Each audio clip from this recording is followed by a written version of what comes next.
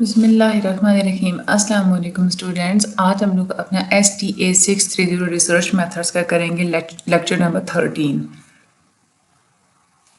آج کے لیکچر میں ہم لوگوں نے ایتھیکل ایشوز کے بارے میں بات کرنی ہے۔ ویڈیو کو اینڈ تک دیکھیے گا، چینل کو سبسکرائب لازمی کیجیے گا تاکہ جیسے ہی کوئی نئی ویڈیو آتی ہے آپ لوگوں کو نوٹیفیکیشن ملتا رہے، اور آگے ویڈیو کو ہر اسٹڈی گروپ میں شیئر لازمی کیا کریں، ٹھیک ہے۔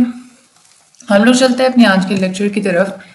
ایتھکس کیا ہوتی ہیں؟ ایتھکس اصل میں وہ نارمز اور وہ سٹینڈرڈز ہوتے ہیں جو ہمیں ہمارے بیہیویئر کو گائیڈ کرتے ہیں۔ ہم نے اخلاقی طور پہ کس قسم کے بیہیویئر کو چوز کرنا ہے اور ان کا ہمارے ساتھ کیا ریلیشن شپ ہوتا ہے، ان چیزوں کو ایلیبوریٹ کرتے ہیں۔ ریسرچ میں ہم لوگ ایتھکس کا کیوں استعمال کرتے ہیں؟ ہم لوگ ریسرچ میں ایتھکس کا اس لیے استعمال کرتے ہیں تاکہ اس بات کو یقینی بنایا جا سکے کہ کسی کو نقصان نہیں پہنچنا چاہیے، کوئی سفر نہ ہو ہماری ریسرچ ایکٹیویٹیز کی وجہ سے۔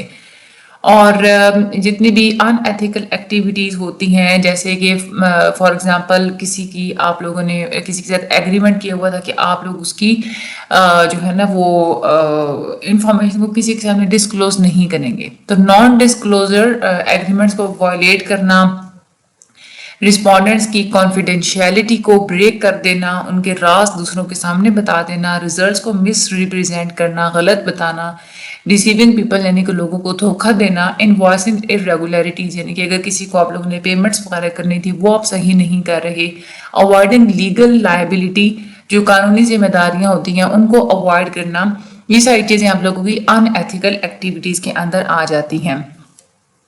ہر انسان کی ایک کچھ حقوق ہوتے ہیں، کچھ ان کے فرائض ہوتے ہیں جو کہ ہماری سوسائٹی بتاتی ہے کہ ہر انسان کے یہ حقوق ہیں جو اس کے فرائض ہیں۔ سوسائٹل نارمز اصل میں ہمارے بیہیویئر کے وہ کوڈز ہوتے ہیں جو کہ لوگوں کا ایک گروپ اس کو فالو کر رہا ہوتا ہے، اور یہی کوڈ سجیسٹ کرتے ہیں کہ کسی بھی گروپ کے جتنے بھی ممبرز ہیں انہوں نے اس طرح سے ایک اسپیسیفک وے میں کام کرنا ہے گیون سرکمسٹانسز کے اندر۔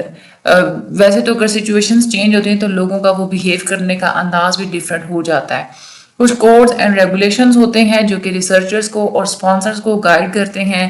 ریویو بورڈز اور کچھ پیئر گروپس ہوتے ہیں جو کہ ریسرچرز کی ہیلپ آؤٹ کرتے ہیں کہ ان کے ریسرچ پروپوزلز کو ایگزامن کرنا تاکہ ان کے اندر کوئی ایتھیکل ڈائلیماز وغیرہ نہ پائی جائیں۔ اور کچھ جو رسپانسبل ریسرچرز ہوتے ہیں وہ پہلے سے ہی ایتھیکل ڈائلیماز کو جو متوقع جتنی بھی ایتھیکل ڈائلیماز ہوتی ہیں ان کا وہ اندازہ لگا لیتے ہیں، اس کے مطابق وہ اپنا ڈیزائن پروسیجر اور پروٹوکولز وغیرہ کو ایڈجسٹ کر لیتے ہیں پلاننگ پروسیس کے اندر ہی، تاکہ بعد میں کوئی پریشانی وغیرہ نہ ہو۔ اب ہم لوگ آگے چلتے ہیں، codes of the ethic applicable at each stage of research. Research کی کوئی بھی اسٹیج ہو وہاں پہ آپ لوگوں نے کوڈ آف ایتھکس کو اپلائی کرنا ہوتا ہے۔ گول کیا ہوتا ہے ہم لوگ پہلے بھی پڑھ چکے ہیں، گول یہی ہوتا ہے کہ آپ کی ریسرچ ایکٹیویٹیز کی وجہ سے کوئی بھی دوسرا انسان سفر نہ ہو، اس کو کوئی نقصان نہ ہو آپ لوگوں کی ریسرچ کی ایڈورس کانسیکوینسز کی وجہ سے۔ انیتھیکل ایکٹیویٹیز کون کون سی ہوتی ہے یہ بھی ہم لوگ پہلے دیکھ چکے ہیں۔ Violating non disclosure agreements, breaking respondent confidentiality, misrepresenting results, deceiving people, invoicing irregularities and avoiding legal liability ہم لوگ اوپر پڑھ چکے ہیں۔ ایتھیکل ایشوز جتنے بھی ہوتے ہیں وہ ایشوز ہی رہتے ہیں، آپ لوگوں نے اس کو سالو کرنا ہوتا ہے۔ جو لوکل نارمز ہوتی ہیں وہ آپ کو بتاتی ہیں کہ آپ لوگوں نے ایسی سرکمسٹانسز میں کیا کرنا ہے۔ کوڈ آف ایتھکس جتنے بھی ڈیولپ ہوئے ہوتے ہیں وہ ریسرچرز کو اور رسپانسرز کو گائیڈ کرتی ہیں۔ ریویو بورڈز اور جتنے بھی گروپس ہوتے ہیں وہ آپ کے ایتھیکل ڈائلیماز کو سارٹ آؤٹ کرنے کی کوشش کرتے ہیں۔ اینٹیسپیٹ ایتھیکل ڈائلیماز یعنی کہ پہلے سے ہی آپ اپنے ریسرچ میں موجود اگر کوئی ایتھیکلی کوئی پرابلم آ سکتا ہے تو اس کو آپ لوگ پہلے سے ہی اینٹیسپیٹ کریں، اپنے ڈیزائن پروسیجرز اور پروٹوکولز وغیرہ کو اس کے مطابق آپ ایڈجسٹ کر لیں۔ ریسرچ کی جتنی بھی ایتھکس ہوتی ہیں اس میں چاہیے ہوتا ہے کہ ریسرچر کی پرسنل انٹیگریٹی چاہیے ہوتی ہے، وہ دیانتداری سے کام کرے۔ پروجیکٹ مینیجر اور جو ریسرچ اسپانسر ہوتے ہیں ان کی بھی انٹیگریٹی چاہیے ہوتی ہے، یعنی کہ تین پارٹیز کی انٹیگریٹی چاہیے ہوتی ہے۔ ریسرچ کے اندر موسٹلی یہ ہوتی بھی تین ہی پارٹیز ہیں، ایک ہوتا ہے ریسرچر، اس کے بعد ہوتا ہے اسپانسرنگ کلائنٹ یعنی کہ یوزر جس نے ریسرچ کا استعمال کرنا ہے جو کہ ریسرچ کو اسپانسر کر رہا ہے، اور تیسرا ہوتا ہے رسپونڈنٹ یعنی کہ سبجیکٹ جن لوگوں کے اوپر آپ لوگ ریسرچ وغیرہ کر رہے ہیں۔ تو یہ تینوں پارٹیز جب ایک دوسرے کے ساتھ انٹریکٹ کرتی ہیں تو وہاں پہ بھی انہوں نے ایتھکس کا خیال رکھنا ہوتا ہے. ہر پارٹی دوسرے کے رائٹس اینڈ اس کی اوبلیگیشنز وغیرہ کا خیال رکھے, فیل کرے کہ اس کے کوئی رائٹس اینڈ اوبلیگیشنز وغیرہ بنتی ہیں. جتنی بھی پارٹیز ہیں وہ ایتھیکل کوسچنز کو آئیڈینٹیفائی کریں اور چاہتے ہوئے یا نہ چاہتے ہوئے, کانشیسلی انکانشیسلی, ہر پارٹی ایکسپیکٹ کرے کہ دوسری پارٹیز کی کیا رائٹس بنتے ہیں, کیا ان کے اوبلیگیشنز وغیرہ بنتی ہیں. ٹھیک ہے. اچھا, اس کے بعد آگے ہم لوگ چلتے ہیں ethical treatment of participants. Participants کو آپ نے ایتھیکلی ٹریٹ کرنا ہے, آپ لوگوں نے اخلاق کے ساتھ ان کو آپ لوگوں نے جو ہے نا وہ ٹریٹ کرنا ہے. سب سے پہلی چیز جو آپ لوگوں نے جس بات کا خیال رکھنا ہے وہ یہ کہ پارٹیسپینٹ ہو, رسپونڈنٹ ہو یا سبجیکٹ ہو, اس کے رائٹس کو, اس کے حقوق کو اپنے پروٹیکٹ کرنا ہے. چاہے آپ لوگ ڈیٹا ایکسپیریمنٹ کے تھرو اکٹھا کر رہے ہیں, انٹرویو کے تھرو, آبزرویشن کے تھرو یا سروے کے تھرو آپ لوگ اکٹھا کر رہے ہیں, رسپونڈنٹ کے پاس یہ حق حاصل ہے کہ آپ نے اس کو محفوظ رکھنا ہے. رسپونڈنٹ کسی بھی قسم کے نقصان کا شکار نہ ہو, نہ اس کو کوئی تکلیف ہو, نہ اس کو کوئی پریشانی ہو, نہ اس کو ایمبیرسمنٹ ہو, نہ ہی اس کی پرائیویسی کا لاس ہو. ریسرچر کو چاہیے کہ 3 گائیڈ لائنس کا خیال رکھے.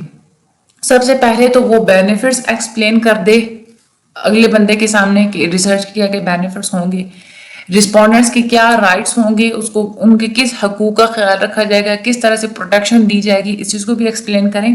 اور تیسری جو چیز ہوتی ہے obtain informed consent. اگلے بندے سے پہلے مرضی پوچھیں وہ پارٹیسپیٹ کرنا بھی چاہتا ہے یا نہیں کرنا چاہتا.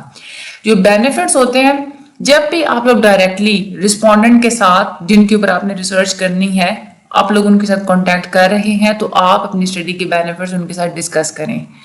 نہ ہی آپ لوگ نے اپنے بینیفٹس کو بڑھا چڑھا کے بتانا ہے اور نہ ہی آپ لوگ ان کو انڈرسٹیٹ کرنا ہے, جتنے ہیں اتنے ہی بتانے ہیں. انٹرویور کو چاہیے کہ اپنے نام سے پہلے انٹروڈکشن کروائے, اپنا جو آرگنائزیشن ہے ریسرچ آرگنائزیشن اس کا نام بتائے, بریف سے ڈسکرپشن دے کہ ریسرچ کا کیا پرپس ہوگا اور ریسرچ کے کیا کیا بینیفٹس ہوں گے. پہلے رسپونڈنٹ کو وہ بالکل ریلیکس کرے, جو چیزیں وہ پوچھنا چاہ رہے ہیں وہ ان کو بتائے اور ان کو موٹیویٹ کرے کہ وہ آپ کے سوالوں کا جواب بالکل صحیح سے دیں.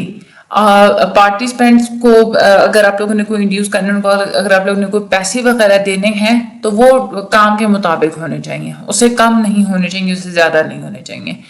بعض دفعہ ایسا بھی ہوتا ہے کہ جو مین مقصد ہوتا ہے یا آپ کی اسٹڈی کا جو مین بینیفٹ ہوتا ہے ایکسپیریمنٹ کا, آپ کو وہ چھپانا پڑتا ہے اپنے رسپونڈنٹ سے تاکہ کوئی بائیسنس نہ آ جائے. بائیسنس کو آپ لوگ انٹروڈیوس اوائڈ کرنے کے لیے آپ لوگ ایسا کرتے ہیں.